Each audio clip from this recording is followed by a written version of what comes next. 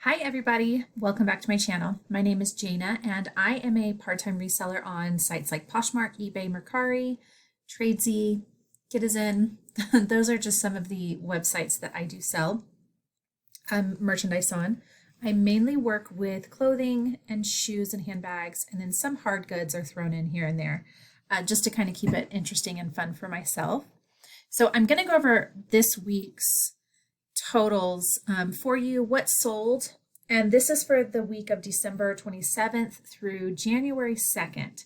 So I keep track of my weeks from Sunday morning, midnight-ish, until Saturday evening, midnight-ish. So that's how I keep my running totals. I do keep track of them by weeks, starting from Sunday to Saturday. So the 4 platforms that I sold on last week were Poshmark, Mercari, eBay, and I did have one little random Tradesy sale, which I'll get into when we get to that one.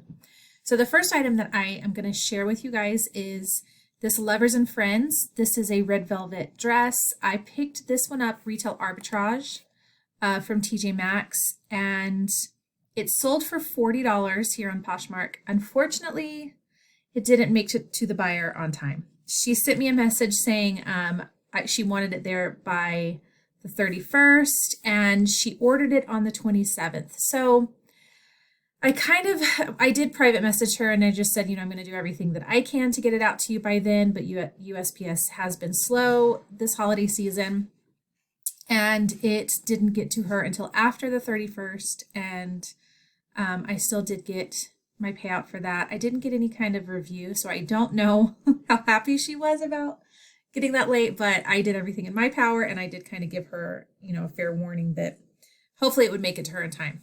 But that one, I made a $25 profit off of it. I don't do a whole lot of retail arbitrage like TJ Maxx and Nordstrom Rack because it never really works too great in my favor.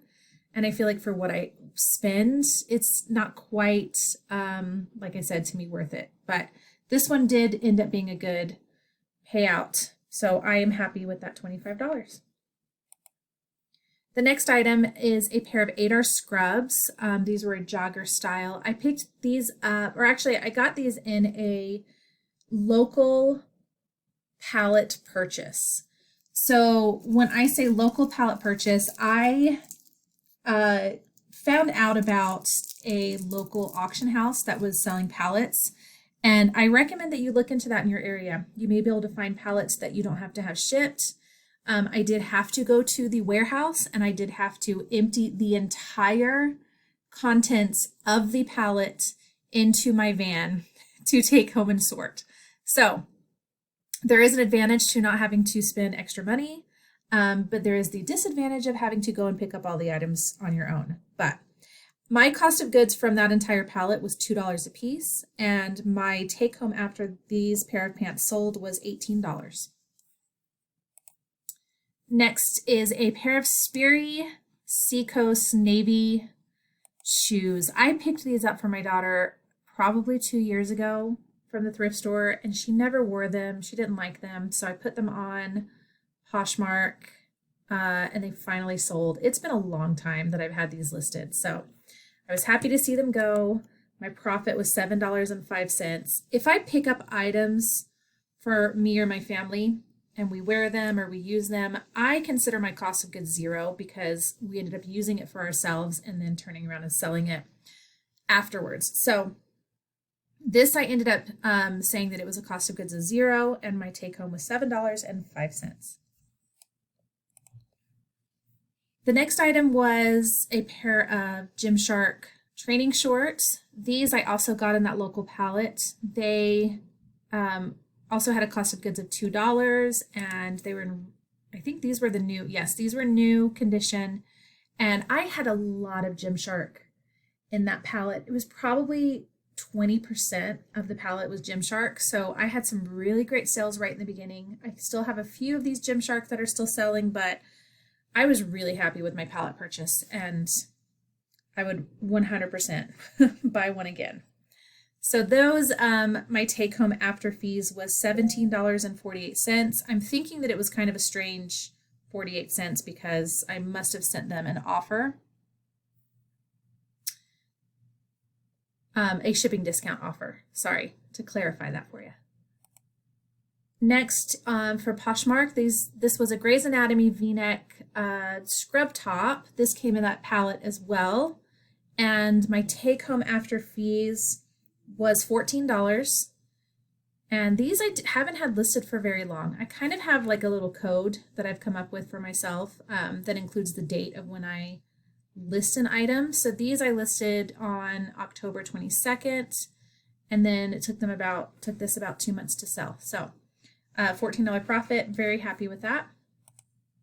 And then my last item from Poshmark that was sold last week was this We the Free Henley top. And I picked this up quite a while ago. I may have had it for about a year, and it just sat. This is new with tags.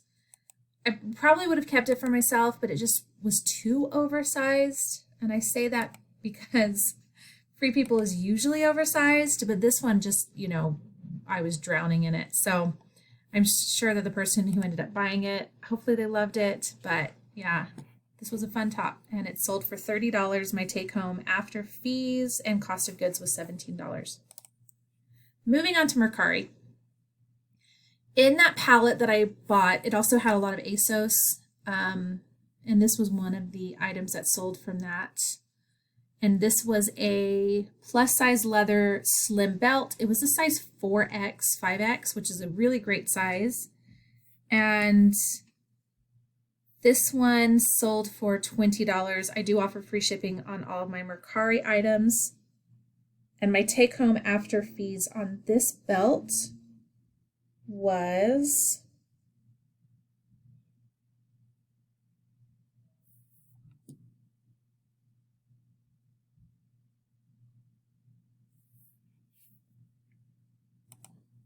So the next item are these Hunter glitter rain boots. My daughter wore these. I picked them up, I believe, at a thrift store, and she did have, these did have quite a bit of wear, and I did disclose that in my listing.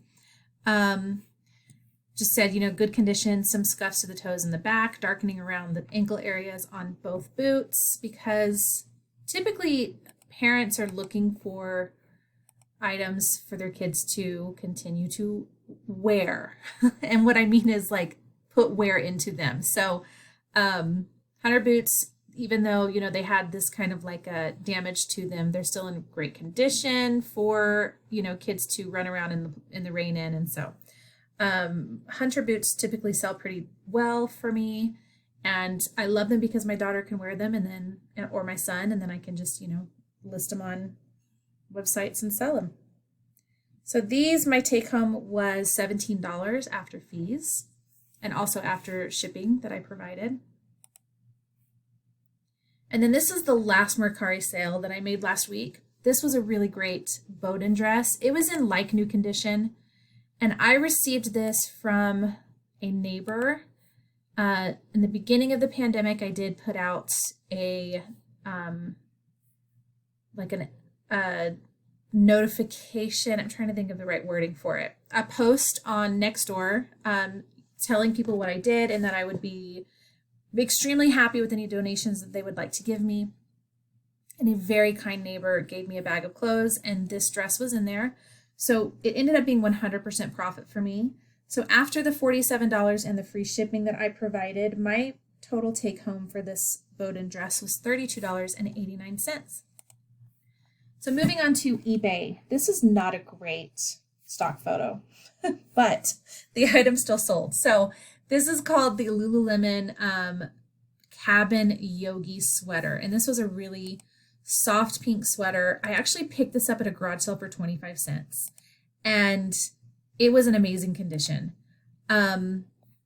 Just, this little indication that it was Lululemon, and I don't think that the owners at the garage sale maybe knew what they had, or maybe they did and they didn't, care to price it higher. But like I said, I got it for 25 cents. And then after the sale price and the cost of goods and the fees, my take home for that sweater was $35. My Lululemon does not sell well as well as it used to. And I think that's kind of the consensus for most resellers now. I have noticed that most of my Lululemon sells on Mercari, but there are still some pieces that sell on Poshmark, eBay, that sort of thing. So the next item was this gorgeous, gorgeous vintage Coach black leather bucket feed bag. This one, I found it in a estate sale. It was seriously gorgeous. The problem was it was pretty beat up. It had some wear to the leather. It had some of this striping. You can almost, not striping, but like, what's the word for it? Some creasing to the leather here. And I worked really hard to bring this piece back to life. I paid $5 for it. It was in the bottom of a box in the basement of an estate sale. And I'm really happy with how it turned out. The buyer paid $95 for this. And after my cost of goods and my fees, my take home for this Coach purse was $63.49. I kind of have a little bit of a vintage Coach problem. And I'm going to have to kind of get rid of a lot of the pieces that I have, which is really, really hard. But this was one of the first that I let go of. And it did have another little flaw here that I had disclosed. You can see all the other pictures of it, but it had quite a big chunk missing out of the strap, but you couldn't see it on the other side. And I made sure to disclose that information for the buyer. She did receive it, told me she absolutely loves it and that it's in amazing condition. And so very happy with the sale, and the buyer is very happy as well. The next item is not a super high profit item. I just wanted to kind of give you an example of some of the consignment that I do. So I have a really great neighbor. She's elderly. She gives me some items every once in a while to consign, and she's so sweet. She's such a great neighbor, but I feel like I don't make the biggest profit, but I love being able to help her out because there aren't really many consignment stores around here where she can take some of her items.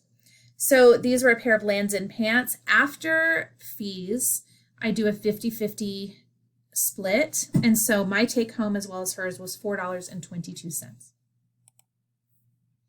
The next item was a Christmas sweater that sold after Christmas. So this one was a holiday time llama sweater. And I've had this for a really long time, probably 2 years. It finally sold every single Christmas. It would have a lot of interest on all the platforms and it just would not sell.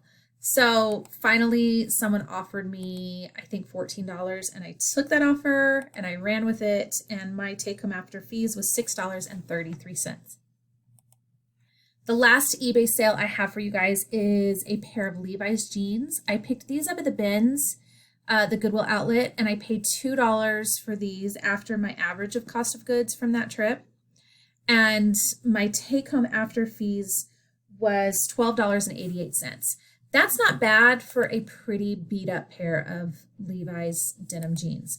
And I figured that these could be easily cut into shorts for someone. They could be worn, you know, kind of rugged the way that they are, but they just look like a nice, you know, worn in, great classic pair of Levi's jeans.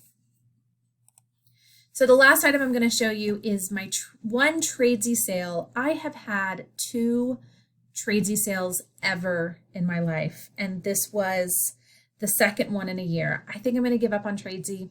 If I don't make another sale in the next 6 months, I'm just going to let it go because it's just not worth it to me. This was also found in that estate sale with that Coach purse in the bottom of a box in someone's basement. And it was gorgeous. It is a Nicole Miller vintage liquor silk square scarf. And when I say, you know, it's a big scarf, it was doubled over here. So you could wear it, you know, almost as a shawl. You could wear it, you know, hanging over your couch. Like you could use this thing for almost anything. It was awesome. It's got like Captain Morgan, Crown Royal, Seagram's, all of these really great, you know, iconic liquor bottles on here. And it sold for $68.75. My take home was $44.62.